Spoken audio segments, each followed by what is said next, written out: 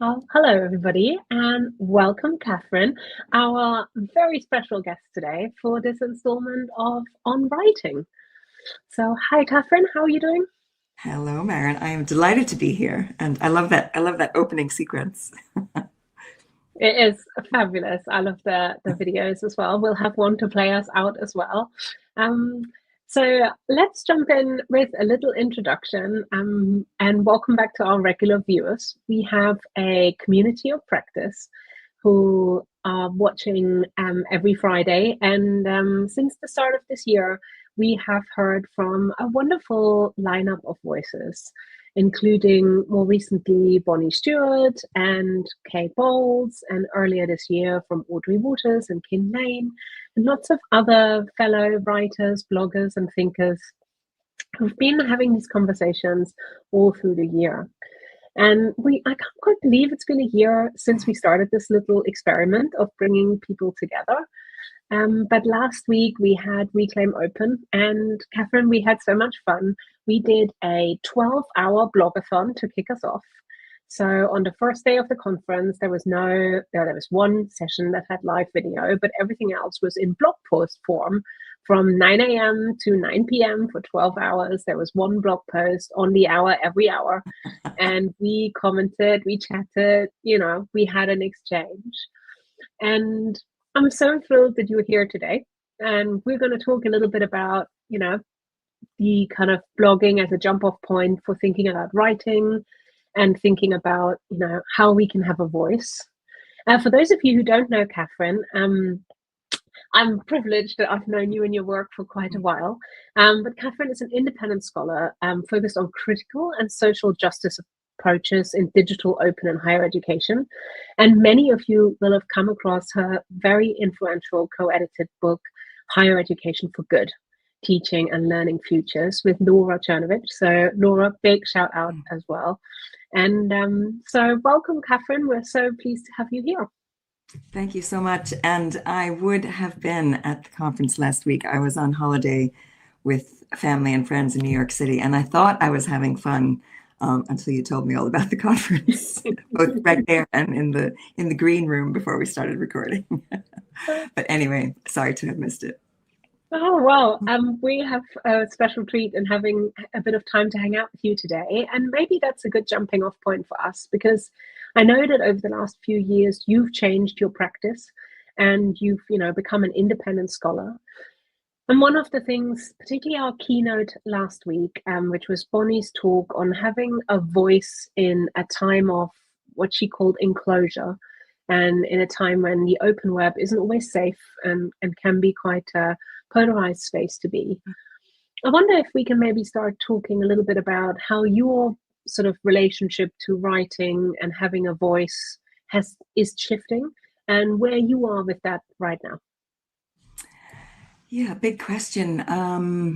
So just to position it, I suppose, I was working, as you said, for many years in higher education, full time until the end of 2021, which was during COVID times. And I left a fixed term post at the National Forum for the Enhancement of Teaching and Learning in Higher Education here in Ireland.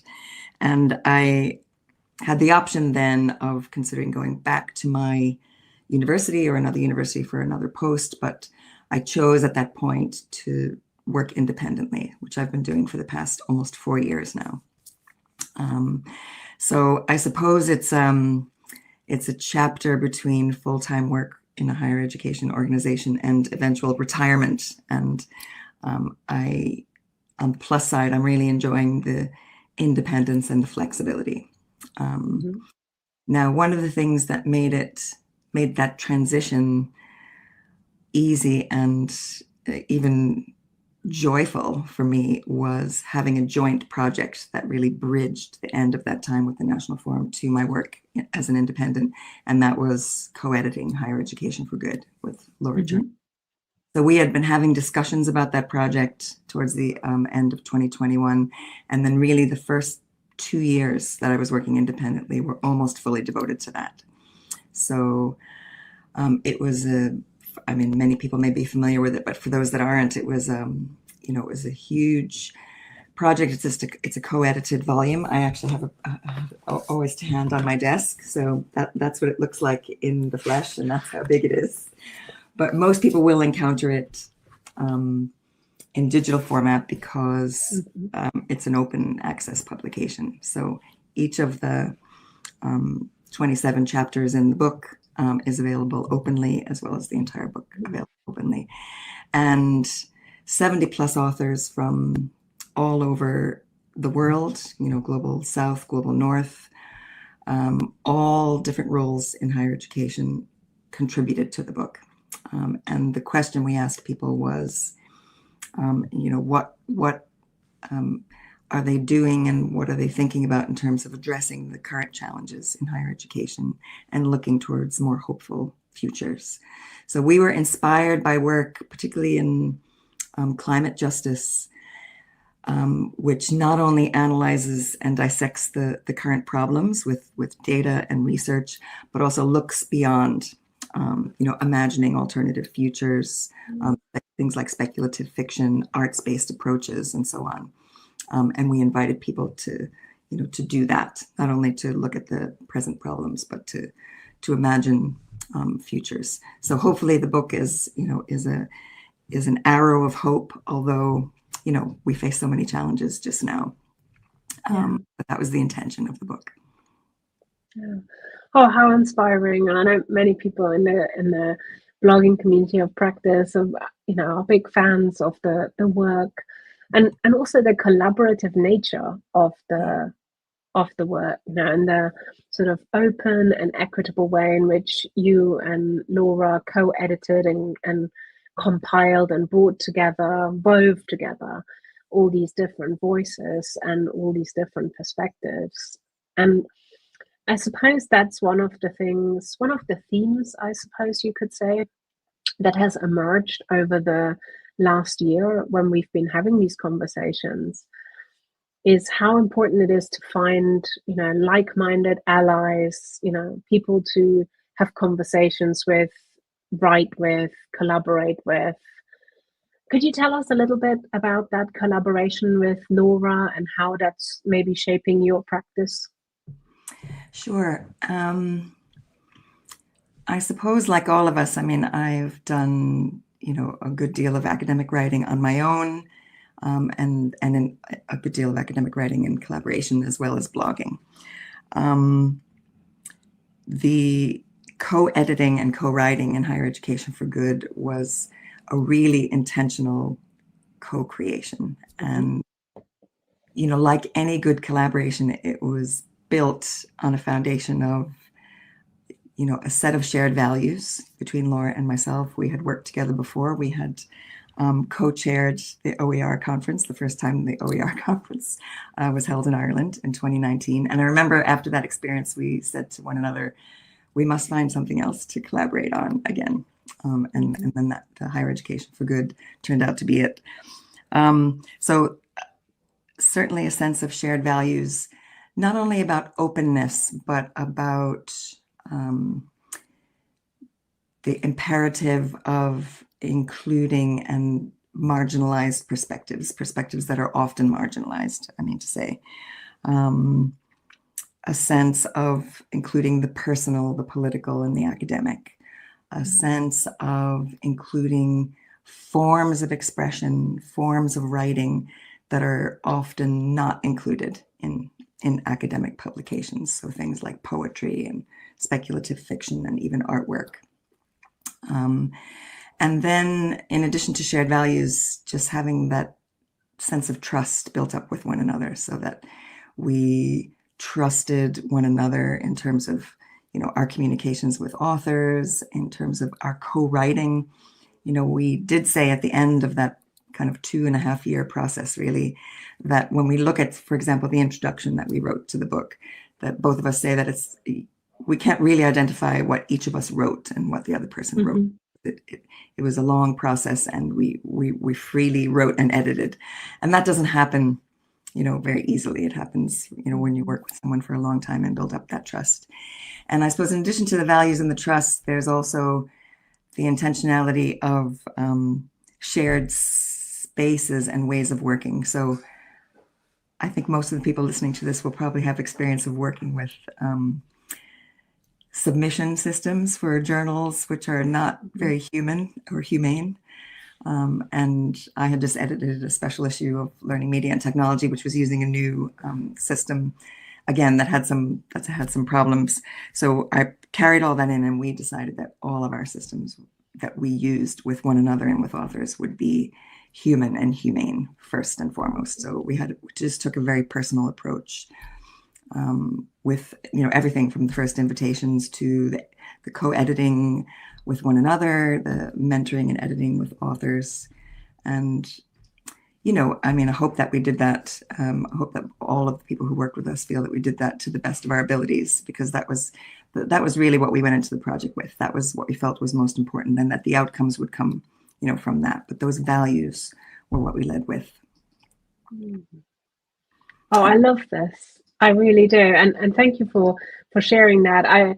You're talking about humane systems really resonates with me. And I think I wanted to just share my screen with an image and a piece of art that Brian Mathers created for last week's conference, a bit of tongue in cheek.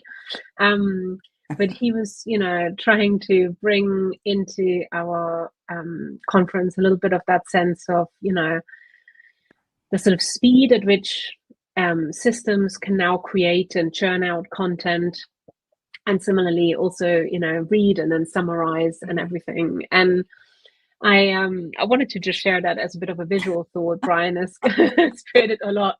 Love but Brian. I think it's also, really good point in terms of the value of the human voice and a human pace and a cadence, I suppose, of creativity, of writing, of expressing.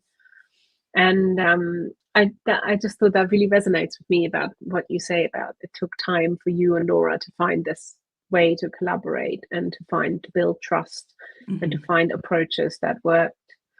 So and I just might add, if I may, we blogged about that process the summer before the book was published, and we kind of co-posted them on our blogs. So that would be the summer of 2023, 2 or 3 blog posts. And we tried to be really honest and say that this is not necessarily easy to do, and it did take time. So some of that way of working was, in a sense, healing some of the wounds that we had from working in ways that were, rushed and not humane, just because of, the systems and the pace of what we were working in. So, I don't ever intend to hold that up and say, this is really the way everything should be. It's just that we kind of grasped this opportunity, this time in both of our careers where we said, this is how we're going to do this. We're going to carve out this space. So, definitely not meaning to say everybody should just always do this. It's sometimes possible, and I wish it were possible more often, but we kind of carved out that space to do that.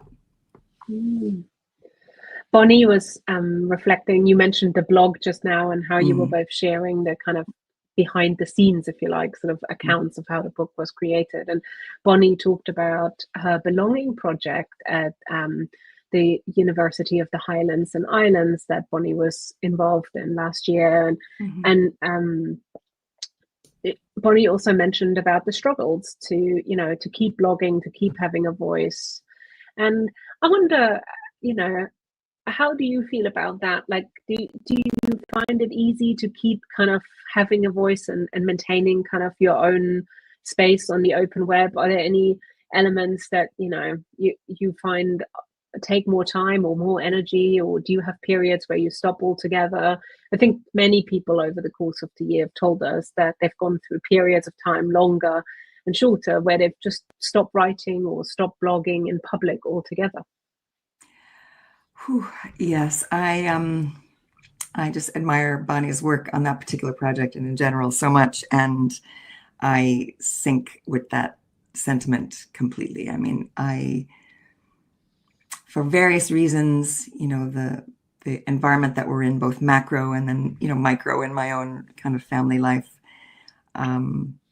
it's been difficult, and it's not just time; it's the kind of psychological space and, just the emotional effort as well to try and write in a way that's cognizant of all of that's going on at the moment, and perhaps, the work that you're doing at the moment. And I think back to perhaps 10 years ago when I was still doing my PhD, it was so different. It was, hey, I'm doing openly and doing this with my students. And yes, we need to be aware of, let's pay attention to issues around privacy, digital identity, surveillance, and so on.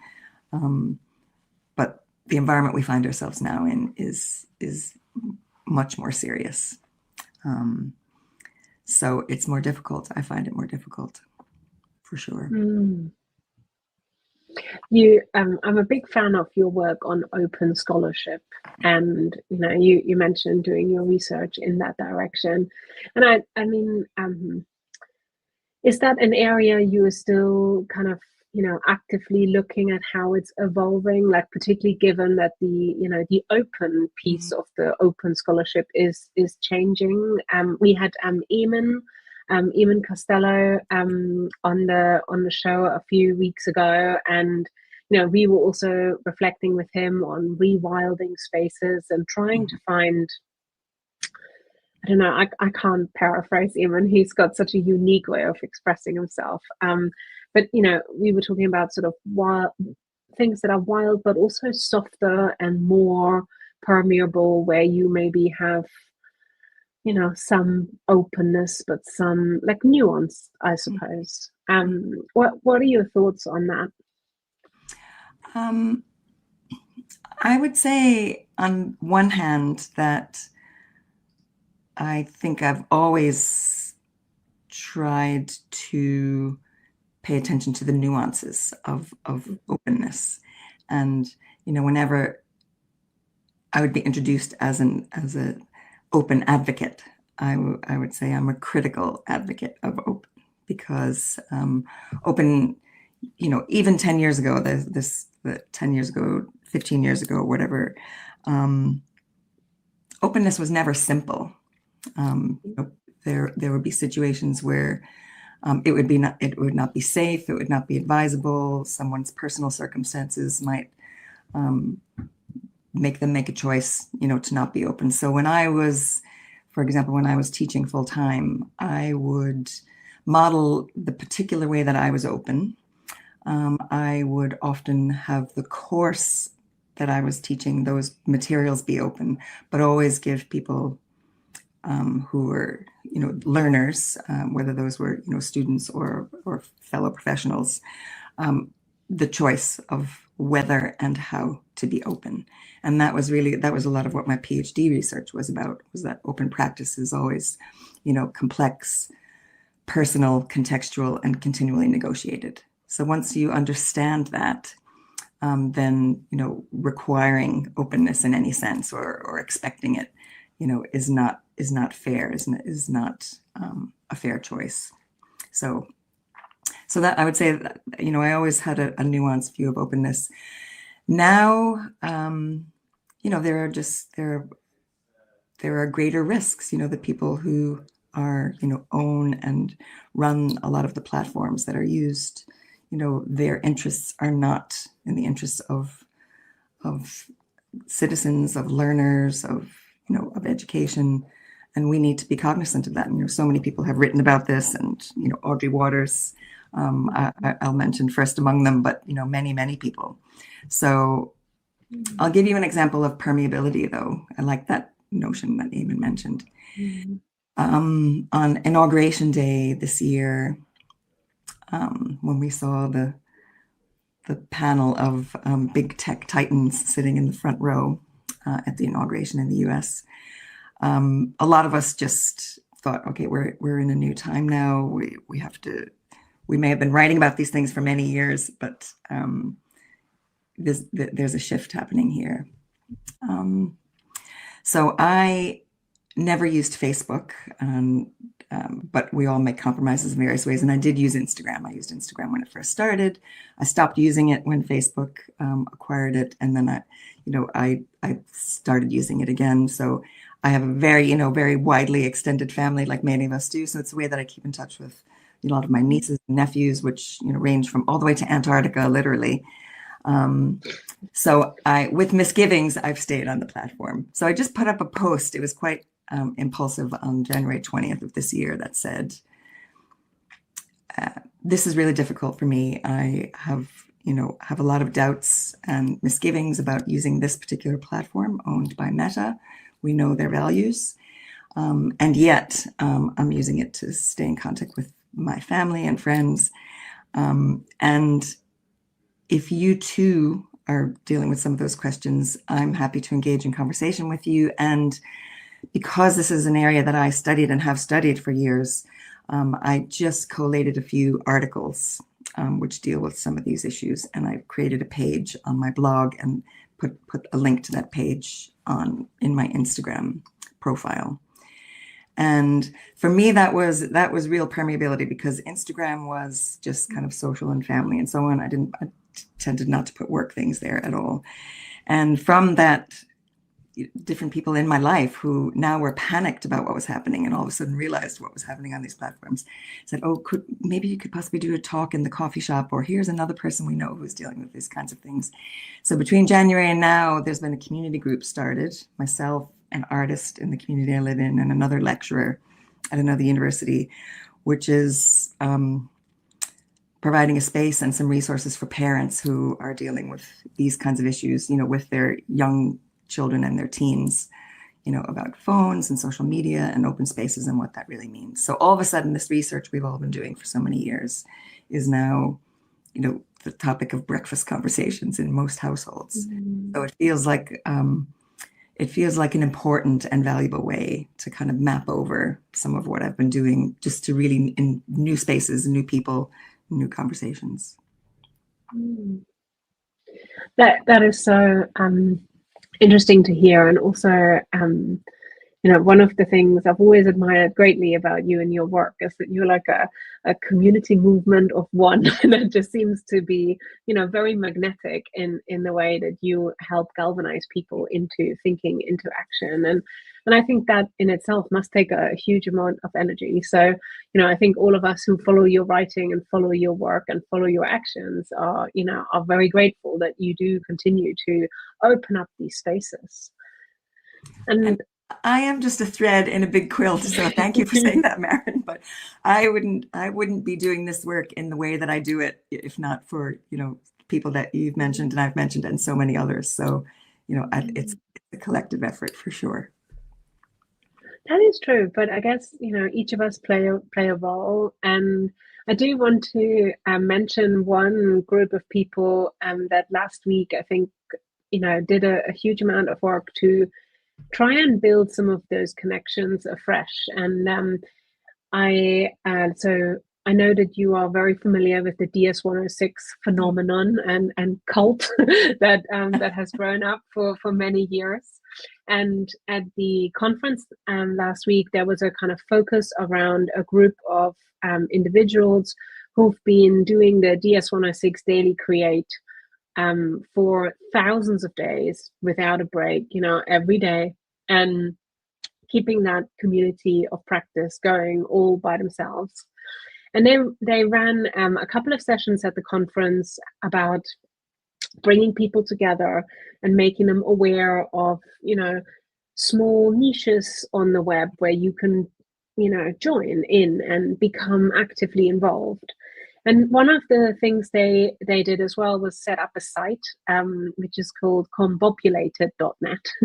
So the opposite of being discombobulated. And it was a group that included Alan Levine, Sarah Honeychurch, Todd Conway, Mark Corbett Wilson, and a whole lot of others that I'm apologizing for not mentioning by name. And they came together and did a sort of effort to DIY federate the conference and bring people to connect with each other.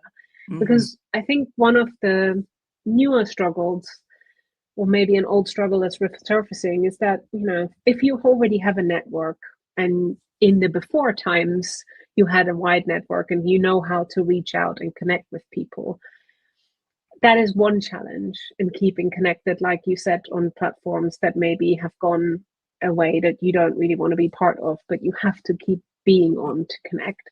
But then there's a whole generation of, emerging voices who don't yet have these networks, who don't have, colleagues from 20 or 30 years of blogging and practice, who don't have the links to those spaces. And I guess just maybe for the last 5 minutes or so of our conversation, it would be really interesting to get your take on, on that sort of difference between established versus emerging. And maybe if you have any suggestions or anything that we can do as more established kind of practitioners in this space to kind of help open up some of those networks. Not easy questions for you today, Catherine. All just big hitters. These are great questions. They're great questions.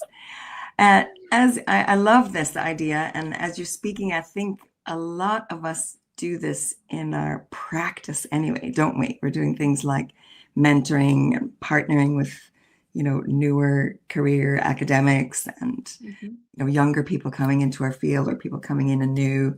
So I suppose it's just one more step of, what could that mean in digital spaces? Because again, this is work that we do. Most of us really do anyway.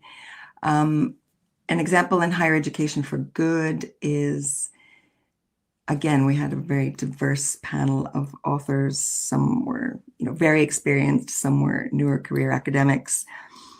And, when Blue Sky was relaunching last spring, we created a starter pack of, all of the authors. And we pushed that out on Blue Sky. For, again, not everyone uses Blue Sky, but we shared that because if people had heard for Higher Education for Good, they might have heard of some of the authors, but not many of the other authors. So we kind of put everybody all together. And on LinkedIn, which a lot of people are using now for better or worse, the same kind of thing for nearly a year after the book was published. Once or twice a week, we described one of the chapters and we tagged the authors. And again, so people knew. Myself and Laura have been in this field for a long time. They might know us, they might follow us. They were constantly finding out, about new people, and it worked both ways. Those younger, newer authors could find out, who we were following and who was commenting on their work. And a lot happened from that. And that, again, that was just intentional. That was, an ethos of the book mapping into online spaces. And you're just reminding me that we were collecting Mastodon usernames as well from authors, because a different subset of authors is on Mastodon, and we're going to share that on Mastodon as well, because we're still actually in touch with the authors of Higher Education for Good 2 years later, just about various things. So I think it's a matter of intentionality, understanding just what you said, that there's a privilege in having established networks in online spaces in the before times, and that it just takes a little act of kindness and care and connection, to draw new people in if they choose to be, again, if they choose it. Oh, that's so interesting. And I think the point you just made about 2 years later, we're still in touch, really resonates with me, because I think although, technology is becoming ever more immediate and faster, it takes a long time, particularly across all these different federated and distributed networks, to reach people and to feel like, you are connecting.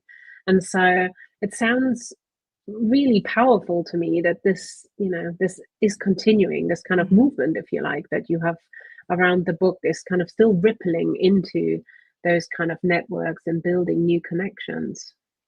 Yeah. And, although at the start it might have been Laura and myself,